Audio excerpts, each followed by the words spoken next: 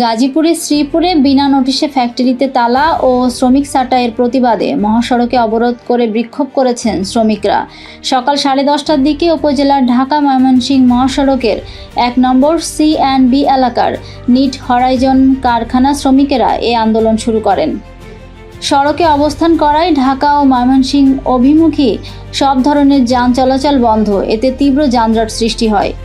বেলা 11:15 ঘটনাস্থলে উপস্থিত হন সেনাবাহিনীর সদস্যরা। তারা শ্রমিকদের সঙ্গে কথা বলেন। কিছুক্ষণের মধ্যেই তাদের দাবি দাওয়া নিয়ে মালিকপক্ষের সঙ্গে আলোচনা করা হবে এমন আশ্বাস পেয়ে শ্রমিকেরা সড়ক ছেড়ে পাশের খোলা জায়গায় অবস্থান নেন। পরে সড়কের যানবাহন চলাচল স্বাভাবিক হয়। এ বিষয়ে নিট হরাইজন কারখানা কর্তৃপক্ষের ভাষ্য নেওয়া সম্ভব হয়নি। মাওনা হাইওয়ে থানার ভারপ্রাপ্ত কর্মকর্তা আয়ুব আলী বলেন, শ্রমিকেরা সকাল 10:05 সময় আন্দোলন শুরু করে। 11:20 সময় আন্দোলন শেষ করে। হাইওয়ে পুলিশ, জেলা পুলিশ উপস্থিত ছিল।